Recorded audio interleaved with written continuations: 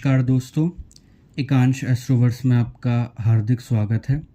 और आज हम बात करेंगे, जैसा कि आपने थंबनेल में देख लिया होगा, एलॉन मस्क के हॉरोस्कोप पर, उनके सप्तम भाव पर हम चर्चा को आगे बढ़ाएंगे। और जैसा कि हम सब जानते हैं, सबको पता ही है कि उन्होंने एक से ज़्यादा शादियां या मैरिजेस करी हैं और डाइवोर्सेस भी वो एक से ज़्यादा फेस कर चुके हैं। तो एट वन ग्लैंस हमें दिखता है कि मैरिज के एस्पेक्ट में स्टेबिलिटी नहीं दिखाई देती।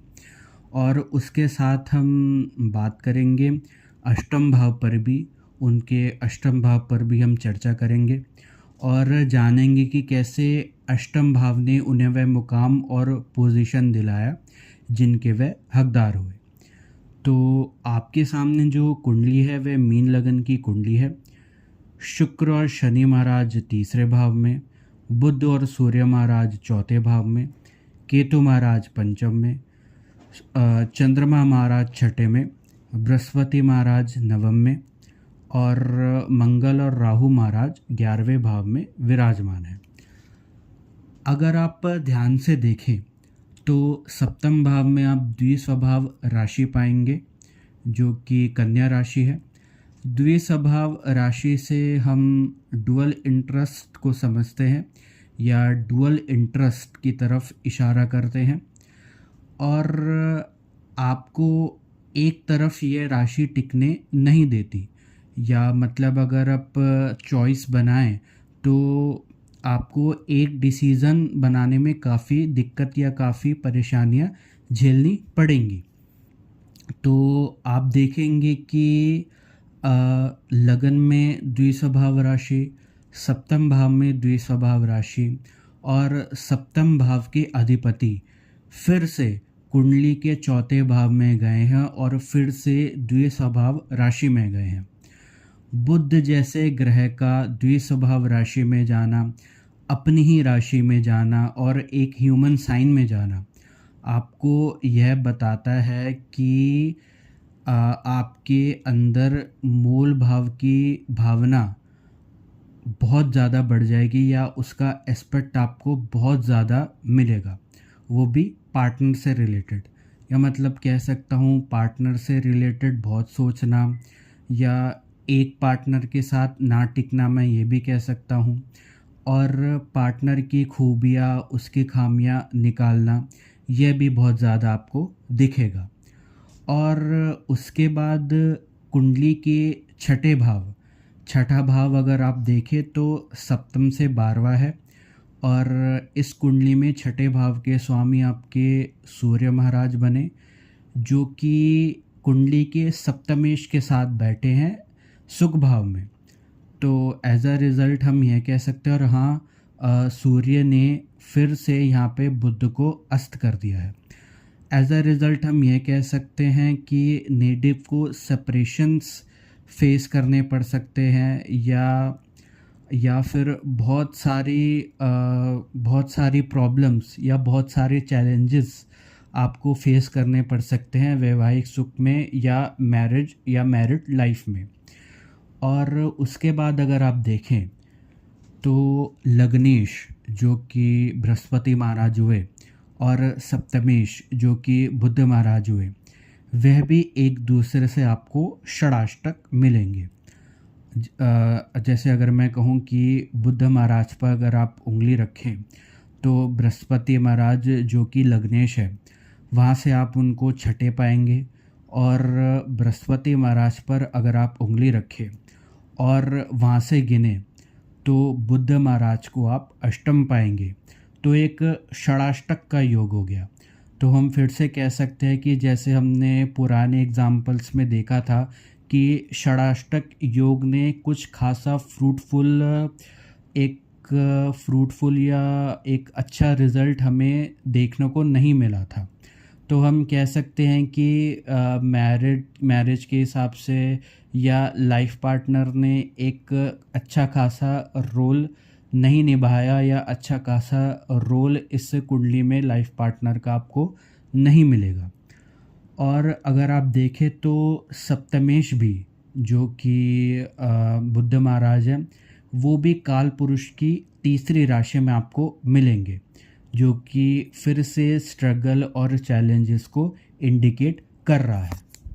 और अगर आप चंद्रमा को लगन बनाएं तो सप्तम भाव के स्वामी चंद्रमा के लगन के हिसाब से शनि महाराज बनेंगे, क्योंकि अगर आप वहाँ से गिनेंगे तो कुंभ राशि आएगी जिसके स्वामी शनि महाराज हुए, और वो चंद्र लगन के तृतीयेश के साथ बैठे हैं।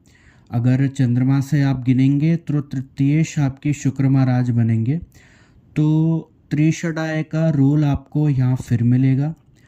और दूसरी बात, शुक्र जो कारक हैं विवाह के, वह भी शनि से पीड़ित हैं। तो वैवाहिक सुख के लिए और वैवाहिक सुख से रिलेटेड जो राशियां हैं वह सब हमें यहाँ पे पीड़ित दिखती हैं। जैसे दूसरी राशि में शनि, चौथे भाव में सूर्य, चौथी राशि में केतु, तो मैरिज के एक्सपेक्ट से, घर के सुख के एक्सपेक्ट से, सुख शांति से रिलेटेड यह पत्रिका कुछ फ्रूटफुल नहीं दिखती। और अब हम आते हैं कुंडली के अष्टम भाव पर। तो आप देखें तो अष्टम भाव से हम क्या देखते हैं? हम देखते हैं उससे टेक्नोलॉजी आज के युग के हिसाब से, पैतृक संपत्ति, मशीनरी, डीप स्टडी, गुप्त विद्या, तो यह सब हम देखते हैं। तो अगर आप देखें तो इस कुंडली में अष्टम अधिपति जो कि शुक्र बने, अपने से अष्टम जाके अपनी ही राशि में विद्यमान है। और अष्टम के कारक जो बहुत लोग शनि महाराज को देखते हैं उनके साथ विद्यमान है, और अपनी सप्तम दृष्टि और सीधी दृष्टि नवम भाव पर दे रहे हैं, जहाँ पर कुंडली के लग्नेश बैठे हुए हैं जो कि बृहस्पति महाराज हैं।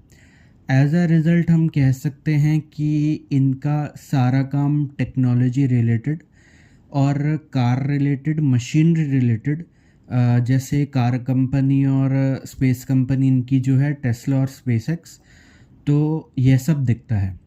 और पैतृक संपत्ति के मामले में भी ये काफ़ी लकी रहे हैं। और हम सब ये भी जानते हैं कि बहुत सारी स्ट्रगल, मेहनत और बहुत सारे एफ़र्ट्स के बाद ही यह मुकाम हासिल कर पाए हैं, क्योंकि शनि का बहुत बड़ा रोल रहा होगा वेल्थ बिल्डिंग में।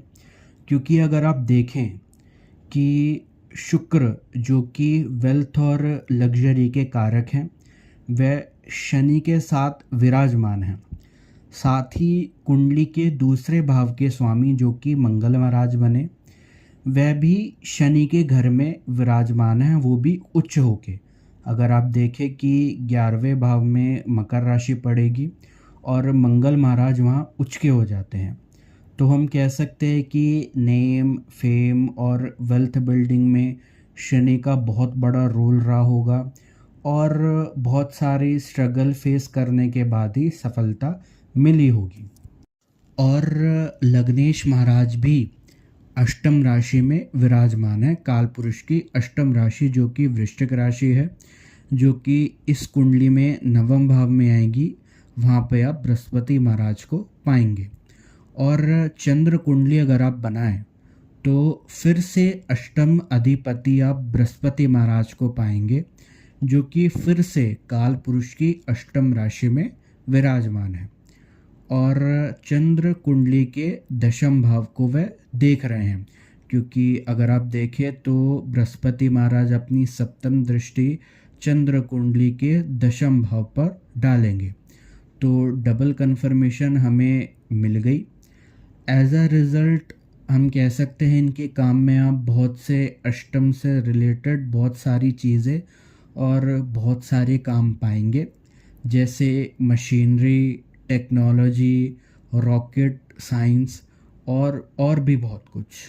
तो हमने देखा कि कैसे अष्टम के प्रभाव या अष्टम के इफ़ेक्ट्स इस कुंडली में आपको देखने को मिले, और कैसे अष्टम भाव ने और उसके अधिपति ने उनको वह पोजीशन और वह मुकाम दिया और उनकी मेहनत को सफल किया। तो आज की वीडियो के लिए बस इतना ही। आपको मेरी वीडियो कैसी लगी, अपने सुझाव मुझे कमेंट सेक्शन में ज़रूर बताइए। वीडियो को लाइक करिएगा, सब्सक्राइब करिएगा और शेयर करिएगा अपने मित्रों के साथ जो कि ज्योतिष में रुचि रखते हो। और अगर आप मुझसे पर्सनली कंसल्टेशन लेना चाहते हैं तो नीचे दिए हुए नंबर पर और मेरी मेल आईडी पर आप मुझसे संपर्क कर सकते हैं। और आगे की वीडियो के लिए मेरे साथ बने रहिएगा। Thank you so much.